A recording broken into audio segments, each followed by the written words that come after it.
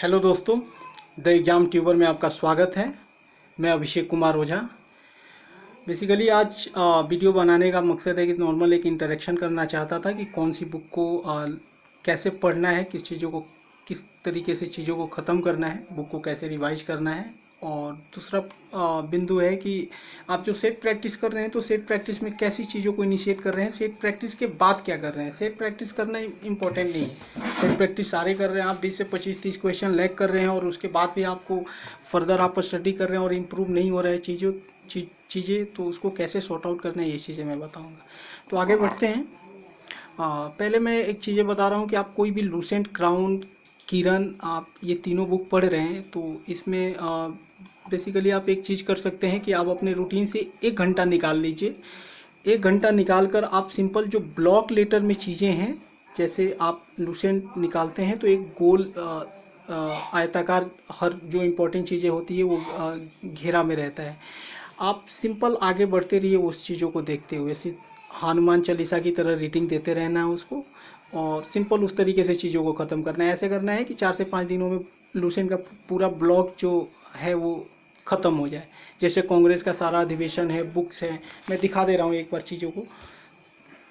अब जैसे ये चीज़ें हैं, ये जो ब्लॉक में दे रखा है ये रेड में, इनका कलर डिफरेंट हो जा रहा है यहाँ पूरी रेडी से।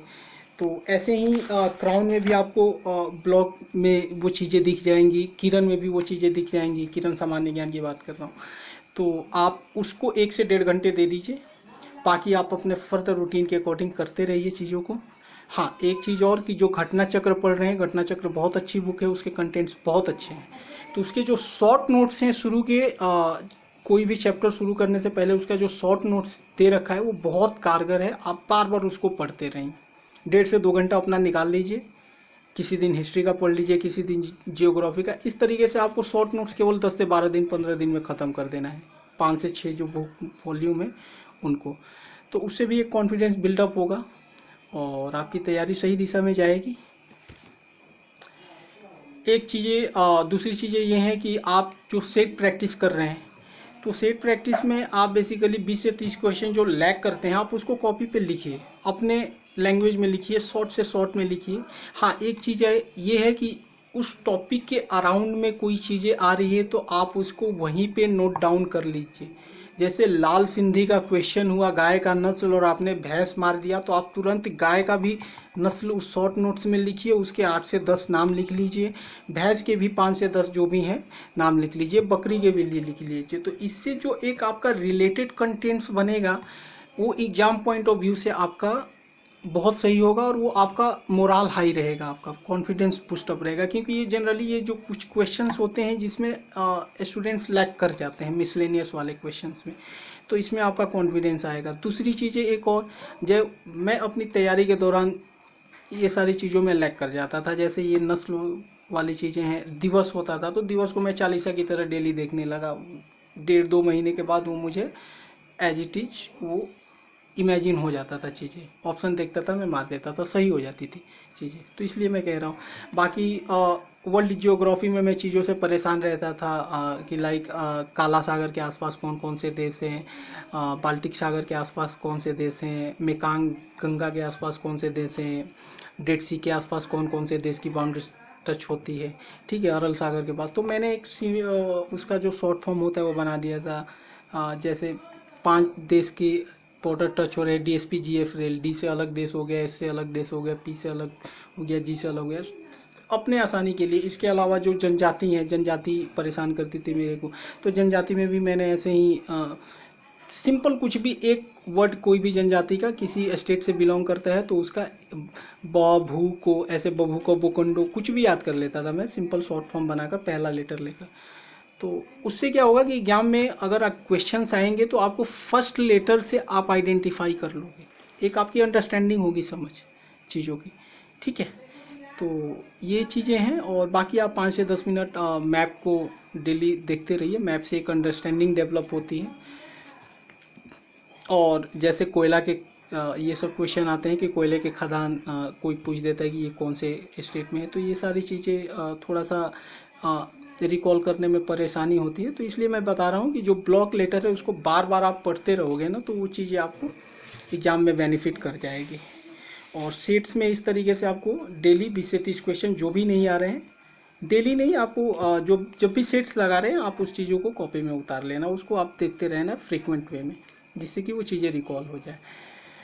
और एक चीज़ और, आप वीक में 2 से 3 सेट जरूर मारें। सेट से एक अंडरस्टैंडिंग डेवलप होती है क्वेश्चन पैटर्न के।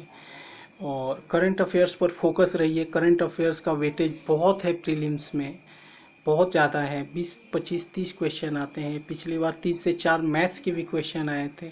ठीक है, तो आप करंट अफेयर्स के लिए फोकस रहिए। आप डेली उसको 1.5 घंटा 2 घंटा कोई भी एक स्टैंडर्ड मैगजीन लेकर 1 साल का प्रॉपर आपको स्टडी करते रहना है। एक चीज़ें और हैं, ये बेसिकली मैंने ये चैनल का नाम चेंज कर दिया। ये ऑल राउंड पनोरमा रखा था, बट ये समय के साथ मुझे कुछ लोगों ने सजेस्ट किया कि ये थोड़ा सा ऑड सा नाम आ रहा है, मीनिंगफुल है बट ऑड सा है, तो मैंने सिंपल रख दिया है द एग्ज़ाम ट्यूबर।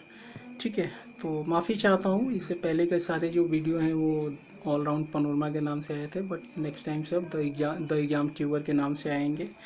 और मिलते हैं नए नेक्स्ट वीडियो में कुछ नई चीज़ों के साथ। मैं प्लानिंग कर रहा हूँ कि कुछ जो सेलेक्टेड एसआई कैंडिडेट्स हैं बिहार एसआई के, उनके कुछ सेशन इंटरव्यू के ले लें कि उन्होंने अपने तैयारी प्रीलिम से लेकर फिजिकल तक उन्होंने किस तरीके से चीज़ों को हैंडल किया था, किस तरीके से पढ़े थे, किस तरीके से जो भी उनके जर्नी में जो रुकावटें आई थी, वो विभिन्न तरीके की जो भी हो चीज़ें, वो मैं कोशिश करूँगा कि वो आप लोगों के सामने लाऊं।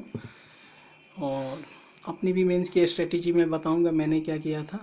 बट आप लोग फ़िलहाल प्रीलिम्स की तैयारी करिए। और एक चीज़ और, वीडियो में कोई भी चीज़ आपको अच्छी नहीं लग रही है या अच्छी लग रही है, उसका राय ज़रूर दीजिए। Critics and appreciation both welcome. ठीक है, तो उससे मुझे भी थोड़ा सा चीज़ें अच्छी लगेंगी कि आप लोग एटलीस्ट रिकॉग्नाइज कर रहे हैं। वो अलग बात है कि वो बैड वे में ले रहे हैं या गुड वे में। ठीक है, तो आप लोग कमेंट कीजिए, अपनी राय ज़रूर दीजिए। उसके अकॉर्डिंग मैं आगे की अपनी रणनीति आप लोगों के साथ साझा करता रहूँगा, जिससे आपकी एग्ज़ाम में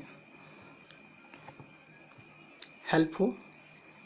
मिलते हैं नेक्स्ट वीडियो में, तब तक के लिए बाय, जय हिंद।